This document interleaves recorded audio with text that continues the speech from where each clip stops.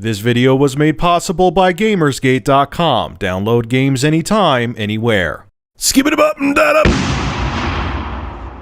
So Valve has released the specifications of the prototype Steam machines. Keyword there is prototype. This isn't the final specifications of what the Steam machines will be and what hardware they will have. So here are the range of specs the prototype Steam machines will have. All right, let's start off with the GPU. Some will have the NVIDIA Titan, some will have the GTX 780, some will have the GTX 760, and some will have the GTX 660.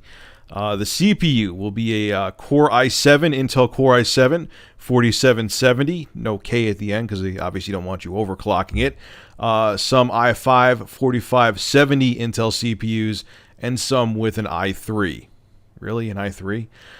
The RAM, 16 gigabytes of DDR3 1600 RAM, and 3 gigabytes of GDDR5 for the GPU. That's interesting. They list the amount of frame buffer the graphics processors will have. I guess that they're saying that no matter what GPU you have in there, whether it be a Titan or whether it be a 660, they want all of the cards to have 3 gigabytes of GDDR5 memory.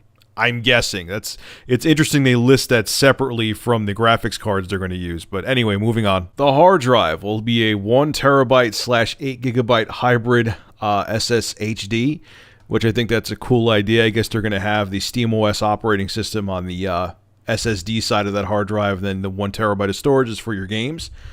The power supply is an internal 450 watt 80 plus gold, which again, that depends on what GPU you have. If you're going to get a Steam box with an NVIDIA GeForce Titan in there, you're going to need a much more powerful power supply than that. That's why these specs are really weird. And then there's another thing. This has to be a typo because they have hard drive twice here. They list hard drive again, and it's going to have 35 gigabytes of hard drive space in the second listing, which that has to be wrong. So I'm just going to say that's a screw up and a typo. And then they give the dimensions of the Steam box, which, again, these can't be set in stone because it depends on the hardware you have in there.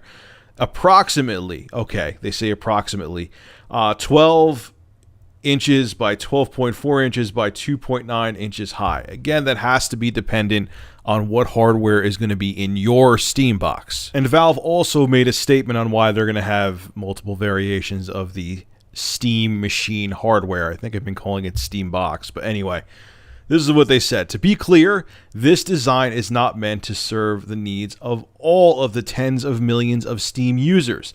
It may, however, be the kind of machine that a significant percentage of Steam users would actually want to purchase, those who want plenty of performance in a high-end living room package. Many others would opt for machines that have been more carefully designed to cost less, or to be tiny, or be super quiet, and there will be Steam machines that fit those descriptions. See, this is where I think that Valve is screwing up with the Steam machine. I know people are going to tell me, hey, Rich, you don't get it. They're trying to cater to different markets.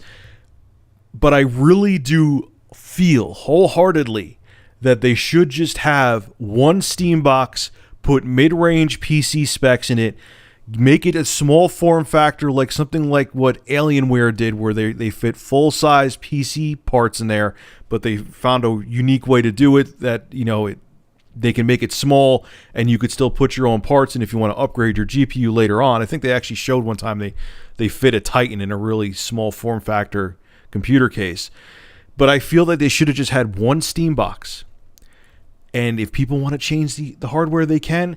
If they don't, and they really want to, you know, they're just the average consumer who just wants to plop a console-like computer in their living room, they'll know there's just one to get, and they won't be confused. I understand what Valve is saying. They want to give people who have different experiences, like they're saying, like, hey, Rich, you already have a beast computer. How about you just get the small piston Steam box? Because I think they still may have something to do with that little piston computer. And now you could stream your games to this little small Steam box in your living room. But I really don't care about that. And I think the general consumer now, when they go into a Best Buy and they're like, my son Timmy wants to, you know, I'm getting him a game console for Christmas. I'm kind of interested, or he's kind of interested in the Steam machine. And when they see 80 of these damn things or more, and one of them has a GTX Titan in it, one of them has a 770 in it, one of them has a 660, one of them has a Core i7, a Core i5, a Core i3, the average consumer doesn't know about all those varying specs and doesn't give a shit about them, and they're going to be like, I don't even know where to begin. Screw it. Is there a PlayStation 4 in stock? Is there an Xbox One in stock? I understand what Steam's approach is. They want to give varying pieces of hardware for different people who have different needs. But we're not the nerd consumer, which is me and a lot of you guys, let's face it, isn't the one they should be concerned with.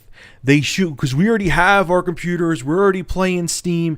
They should be concerned with the people who are just into gaming, can give a shit about the specs or the tech, don't understand it, and they don't want to get confused and just want to get that one box, bring it home, turn it on, download Steam games, and play. That's who they should be concerned with. So what's your take on this? Do you think Valve is taking the right approach by offering varying Steam machines with varying pieces of hardware and capabilities?